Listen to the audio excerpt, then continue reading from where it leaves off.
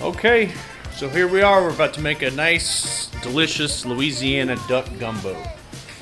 This is my employee. This is Mr. Henry. Is that right? Is that your name? What's your name? Henry. In Louisiana, there's no child labor laws, so don't try to report this. Okay, so we got our ingredients here. What's that? Meat make you big and strong. What's that? Meat make you big and strong. So we've got our smoked sausage. We've got our duck that's been picked. This is actually duck and pheasant. Henry, what's a pheasant? A bird. That's right. What you got there? You stirring the roux? So Henry's stirring the roux.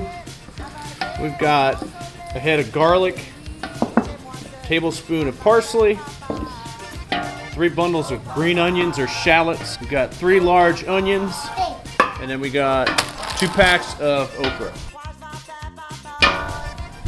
And that's our ingredients. You can see here, Henry, like I said, is stirring the roux. We haven't put any heat to this yet. I'll explain that as we get going. So earlier we cooked the ducks in this pot, and this is going to end up being our broth that we thin out our gumbo with. There's some giblets in there. Of course, you got to strain it for shot if you were shooting the ducks. So we'll also cook our rice in that. All right, give me 5. All right, so we got all the ducks boiled. They cooled off. We're ready to start taking the meat off of them.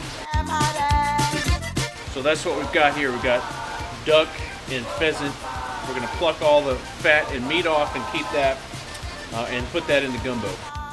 Now when you're boiling your ducks for the 2 hours, you put salt and pepper in there to taste, and that's a big pot, so you can end up putting a whole lot of salt and pepper in there. I kind of like it salty. I grew up down in Opelousas, and that's sort of where I learned how to do it.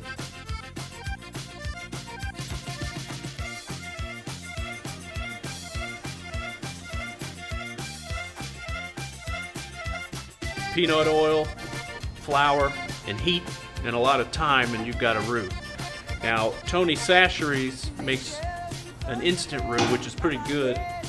These guys here, they have an instant roux you can just buy at the store. I've always made my own, but I've tasted theirs, and it is good.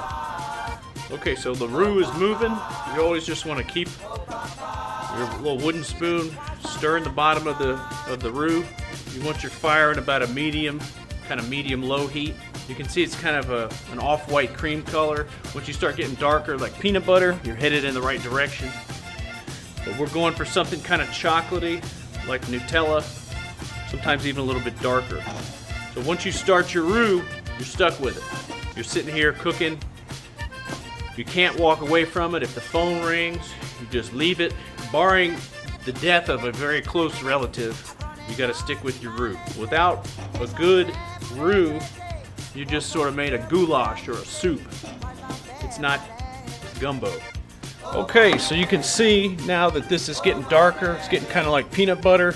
It's starting to thicken up. Once it starts getting darker, though, it starts moving pretty quickly. So the darker it gets, the faster it gets darker. And this is the critical time when you really got to watch your roux. All right, so it's ready. We're gonna add the onions.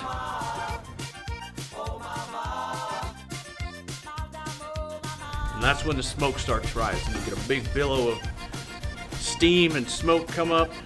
And if you're cooking outside like I'm doing, that's when your neighbors start coming. They start to smell that in the air. They say, oh, he's got one on, he's cooking. So once you add your onions, that sort of cools your roux down a little bit, stops it from getting so actively cooked. Then you let all those ingredients simmer, the onions, the green onions, the parsley. Let that simmer for about 10 minutes. That's when you can add a little cayenne pepper if you want. Once you've simmered those ingredients for about 10 minutes, then you go and get your duck broth, which is what you boiled your ducks in, and you pour that into the roux with your onions, and that thins it out, and that's what gives you your final thickness of the gumbo.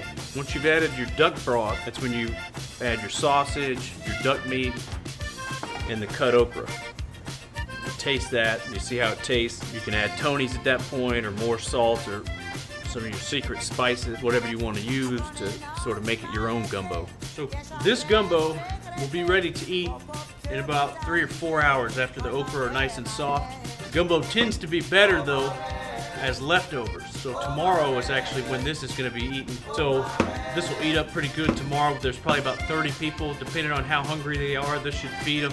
Like I said, this will just simmer for several hours today. We'll put it in the fridge tonight, bring it back out around noon, let it heat back up and simmer for until about 6:30, and it'll be ready to eat.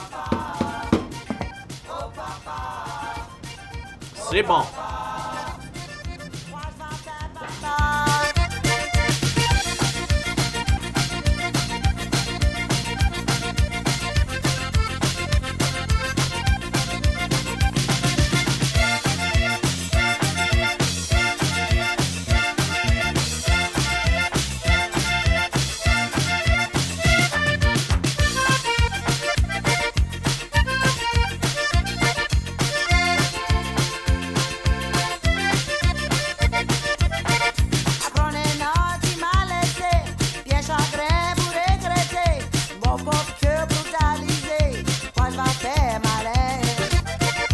Oh, my